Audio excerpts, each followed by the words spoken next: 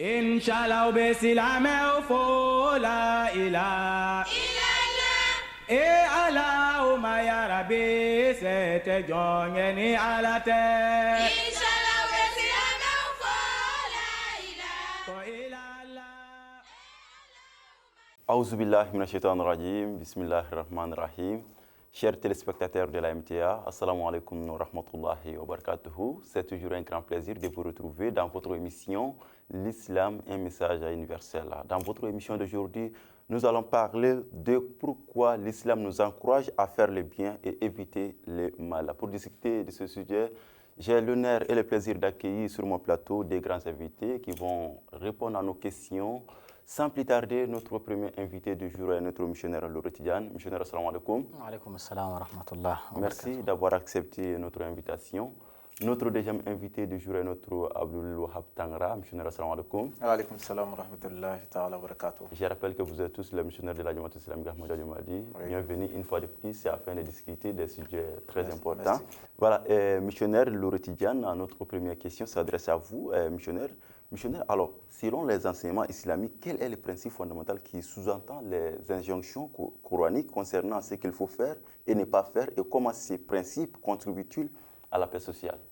أشهد أن لا إله إلا الله وحده لا شريك له وأشهد أن محمدا عبده ورسوله أما بعد فأعوذ بالله من الشيطان الرجيم بسم الله الرحمن الرحيم Alhamdulillah, je vous remercie de m'avoir invité sur votre plateau et aussi de m'avoir posé cette belle question.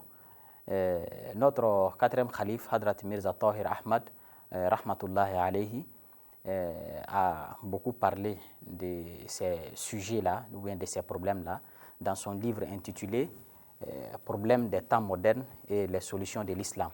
Donc, dans ce livre, il a beaucoup traité ce sujet et il a expliqué en long et en large. C'est vrai, dans ce livre, il n'a pas donné un principe unique, voilà, mais il a donné une intention globale et claire dans son livre en ce qui concerne d'ordonner le bien et d'interdire, n'est-ce pas, le blâmable. Okay.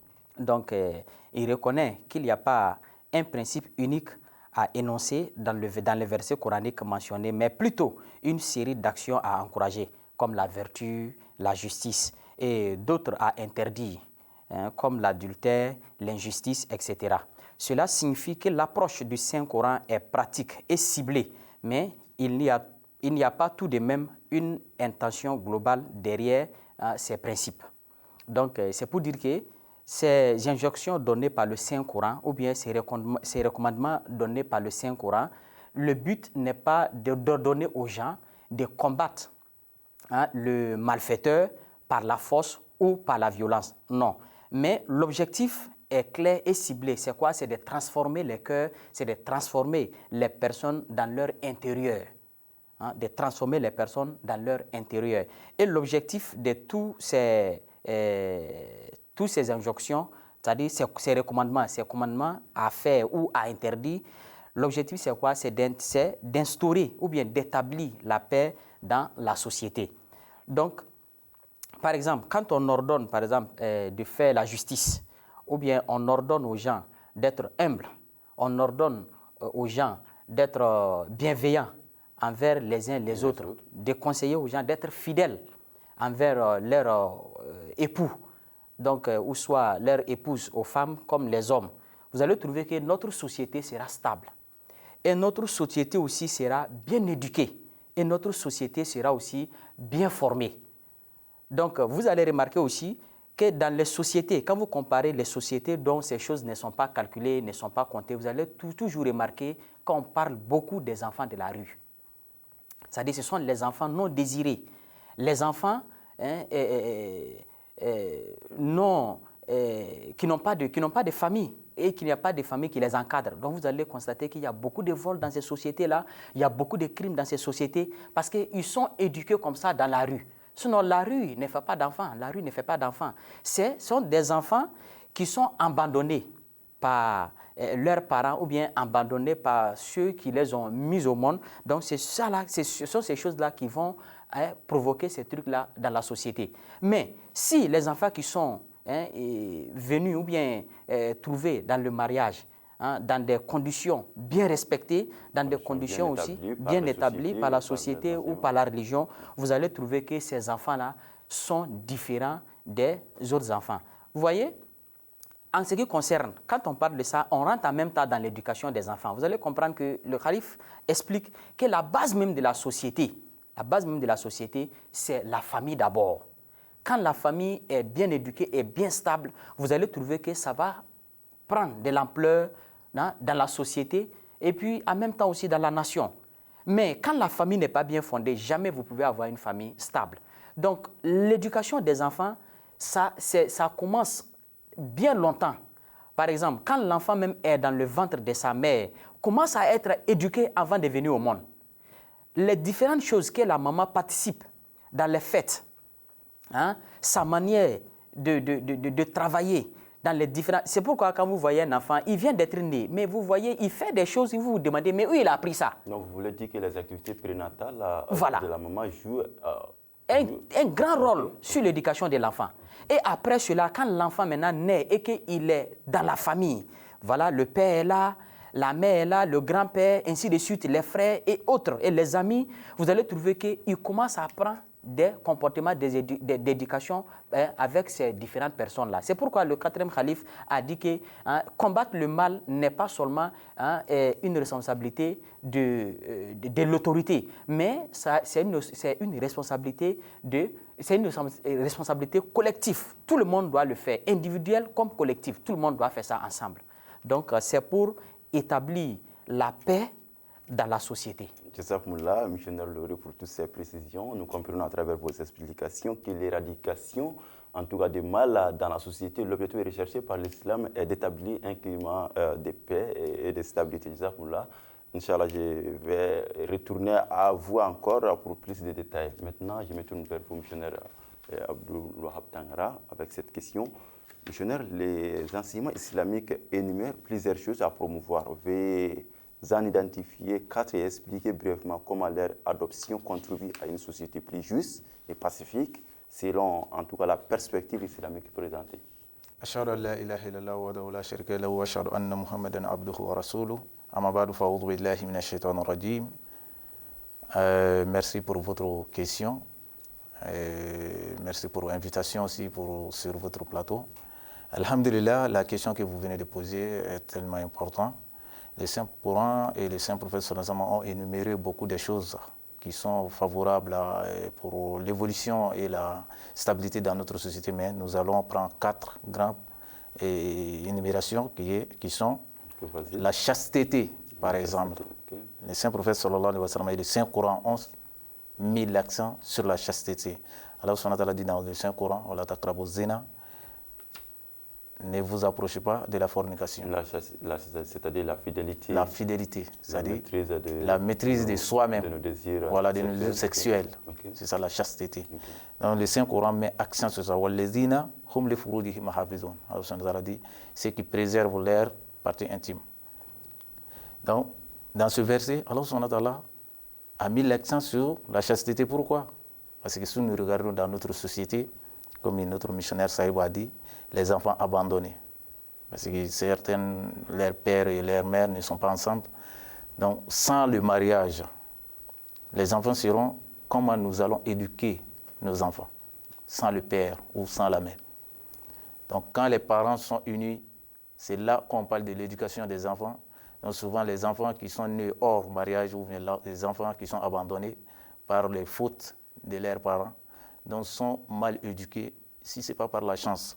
Donc c'est pour cela que le Saint-Coran met accent, l'islam met accent et vise aussi à protéger la dignité des individus, à préserver la stabilité familiale et à prévenir les conflits et les désordres sociaux liés aux relations sexuelles illicites. C'est pour cela que Allah subhanahu wa ta'ala dit dans un autre قُلْ لِلْمُؤْمِنِينَ يَغُضُّوا مِنْ أَبْصَارِهِمْ وَيَحْفَظُوا فُرُوجَهُمْ. Dites aux croyants, il dit aux croyants et aux croyantes aussi, et qu'ils baissent leurs regards et préservent leur chasteté. Donc c'est pour cela, ça nous montre en fait comment Allah subhanahu wa ta'ala veut que nos sociétés soient bien éduquées, révolutionnées, et dans la famille d'abord, avant d'être lancé dans le domaine des nations, quoi, et pour enseigner ou bien former une nation, et comme missionnaire Saïb a dit, il faut commencer dans la famille. Donc le Saint-Coran essaye, les enseignements islamiques essayent de protéger la famille d'abord, les dignités des individus dans la famille, tels que fils et père et la maman aussi. Deuxième point que le Saint-Coran et l'islam met accent, c'est la propriété.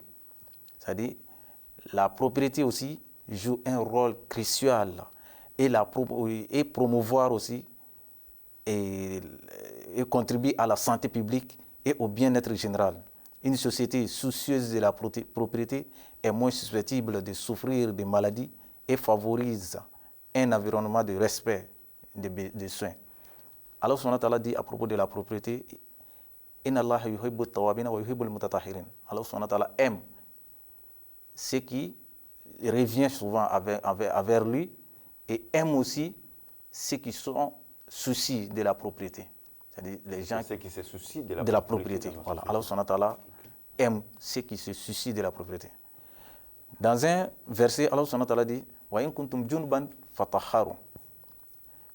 Si vous êtes dans un état de pureté et impureté, voilà, il faut que vous preniez un bain La propriété ici, au point de vue islamique, c'est de se préserver ou de s'abstenir à des choses nuisibles, c'est de cela. Ça prend tous les sens, en fait. Physiquement, si vous êtes sale ou bien vous vous trouvez dans un état impur, vous devez vous purifier. Ça, c'est un point. Vous voyez, le Saint-Coran et les traditions du Saint-Prophète met l'accent, en fait, sur l'ensemble de la propriété. Commencer de l'ablution. Voilà. L'islam est fondé sur on ne peut pas prier sans faire l'ablution. Et le Saint-Prophète nous dit de ne pas jeter des désordres dans la roue, dans les roues et sur les routes. En fait, nous devons nettoyer tous les quartiers. Tout ça, c'est les enseignements islamiques qui nous poussent à nettoyer entièrement et nourrir la maison. Nos corps aussi sont obligés d'être propres afin que nos âmes, l'esprit qui est dans le corps, soit aussi purifié. Okay. Jazakumullah, missionnaire Tangra, pour tous ces détails. Je sais que vous êtes vraiment très inspiré ce matin, mais je vais revenir à vous pour plus de détails encore. Maintenant, missionnaire Louretidiane, je me tourne vers vous encore. Missionnaire, de même, les enseignements islamiques présentent une liste de choses interdites. Vous avez en identifié 4 et expliqué brièvement pourquoi leur interdiction est considérée comme essentielle pour la paix, l'harmonie dans la perspective islamique du texte. Alhamdulillah, merci beaucoup de m'avoir posé cette question. Mon prédécesseur a parlé beaucoup de la propriété, c'est-à-dire que tout ce que l'islam interdit, l'objectif est de purifier la société, c'est-à-dire que ce soit moral, mental, spirituel et même physiquement.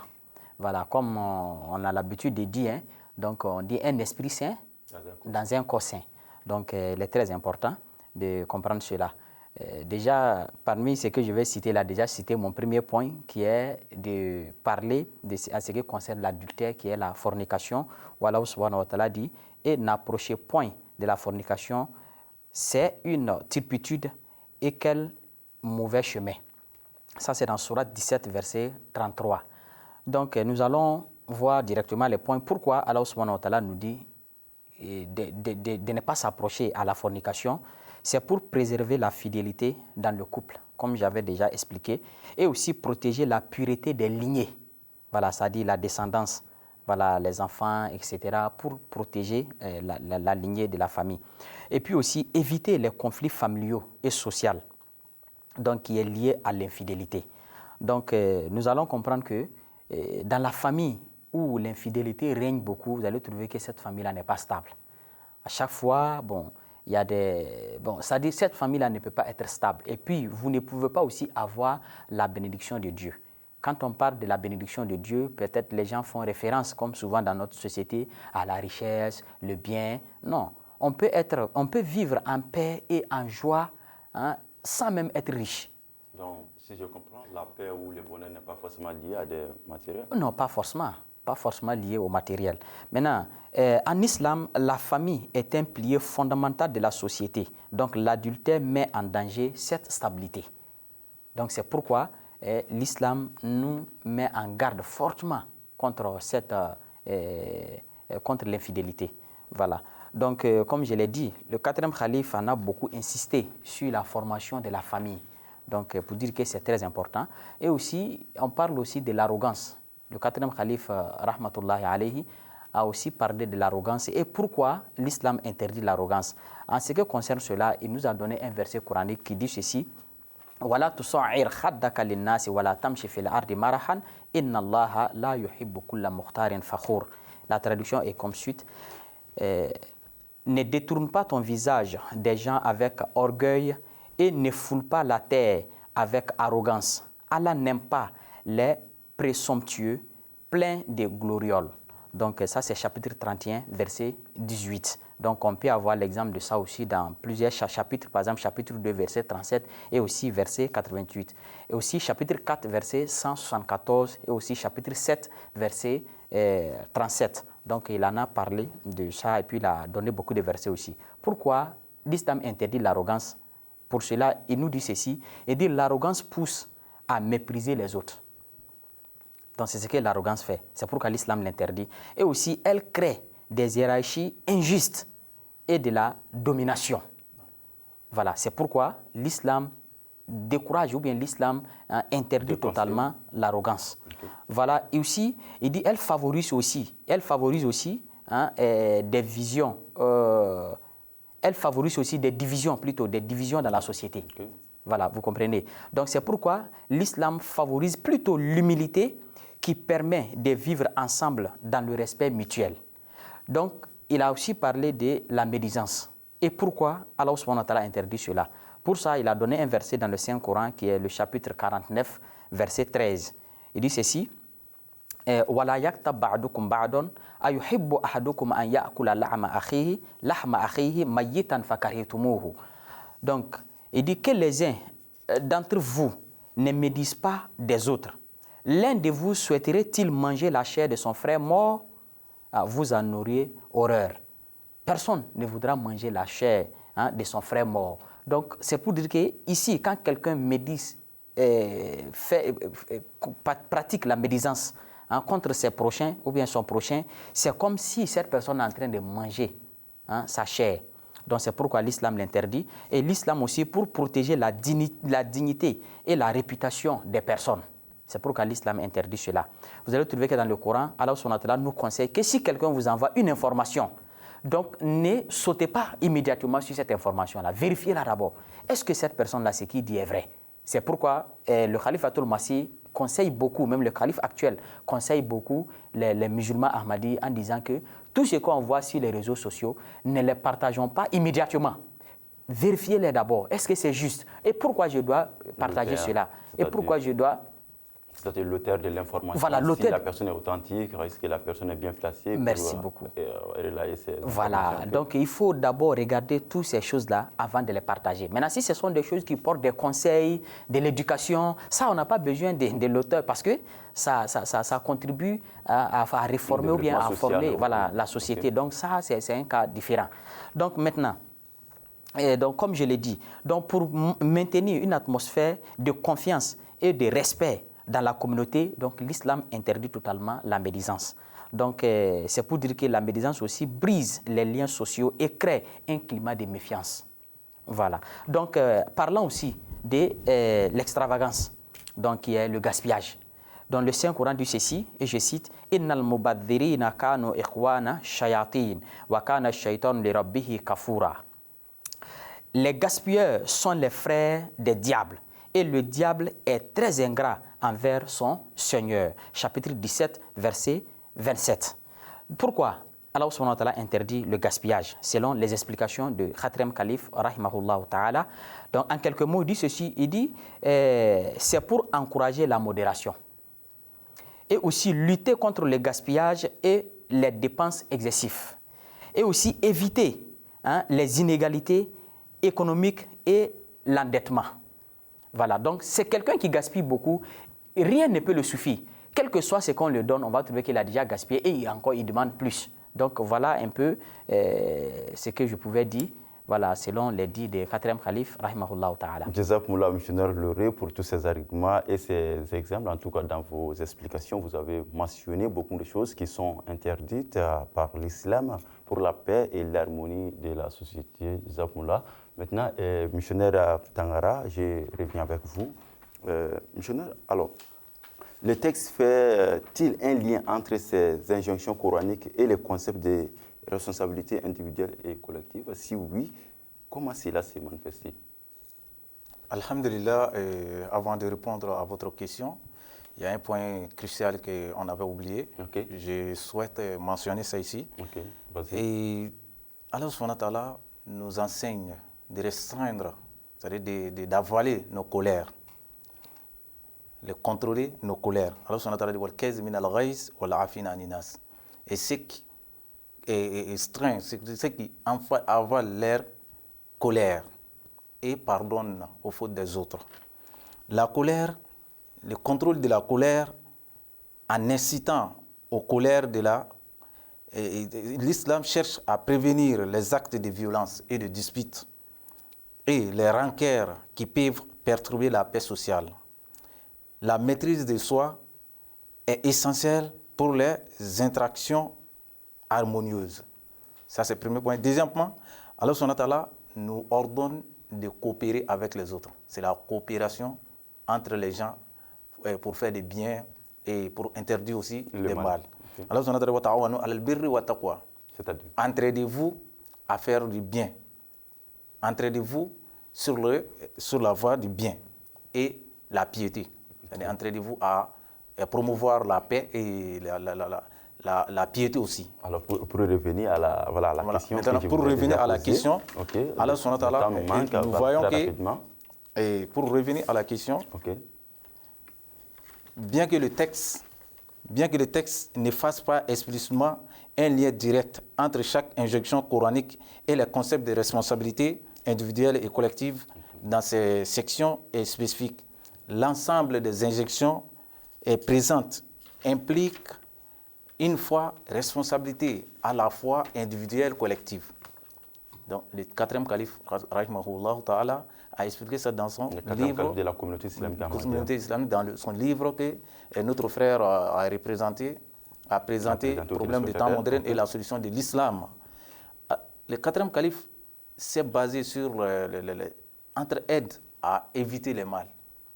C'est pour cela que nous nous trouvons dans les hadiths du Saint-Prophète sallallahu alayhi wa sallam. C'est-à-dire la coopération entre les gens. La coopération entre les gens. Le Saint-Prophète sallallahu alayhi wa sallam dit « Unsur akhaka zolman ou mazluman ». Aidez votre frère, qu'il soit transgresseur ou transgressé. Et le compagnon lui demande, nous comprenons comment l'aider quand il a été transgressé. Mais comment l'aider quand il est transgresseur? Donc, si je comprends, il y a tellement de mal qui se propage aujourd'hui parce qu'il y a moins de coopération entre les gens. Est-ce que c'est cela? Bien sûr, on peut dire comme ça. Okay. On doit coopérer à éviter les mal. En voyant des mal, nous devons coopérer à interdire ces mal-là. Aussi, si nous ont divisés, nous nous écoutons pas, nous ne discutons pas. Parce qu'il y a des gens aussi qui commettent des mal. Peut-être qu'il y a des motifs, peut-être qui les poussent à faire ça maintenant. Il faut discuter avec la personne pour comprendre la motivation de ces actes. Forcément. Donc, en tout cas, ce que vous avez dit, c'est très important. La coopération est très importante pour comprendre, en tout cas, le terme même du mal. Oui. OK. Donc, la responsabilité individuelle, chaque musulman est individuellement responsable de respecter ses commandements et d'intégrer les choses à promouvoir dans sa vie et éviter des choses interdites. Ça aussi, le développement d'un caractère moral individuel est fondement de la paix sociale selon l'islam. Le saint prophète sallallahu alayhi wa sallam nous dit dans un hadith que celui qui voit une mauvaise chose parmi vous, qu'il le change par sa main ou sa langue, ou même s'il désire détester cette chose-là. Ça, c'est obligatoire aussi. Ok, Jazakumullah, missionnaire Tangara, pour tous ces détails. Vraiment, merci à vous. Merci pour votre brillante participation. Un grand merci à vous également, missionnaire Loré, pour votre participation. J'espère de vous retrouver encore dans une autre émission. en tout cas pour bien éclairer nos téléspectateurs sur des sujets très importants. Voilà, chers téléspectateurs de la MTA, c'est ce qui met fin à votre émission L'Islam, un message universel. J'espère que vous avez beaucoup profité des explications et des analyses de nos invités du jour. Un grand merci à vous. Merci pour votre constante fidélité. Un grand merci va également à l'ensemble de l'équipe de production, de la réalisation. Merci à tout le monde. Qu'Allah vous bénisse. Assalamu alaikum wa rahmatullahi wa barakatuh. Masala minya sangolo dangola ila Masala minya du kolo dangola ila Masala minya alikaba dangola ila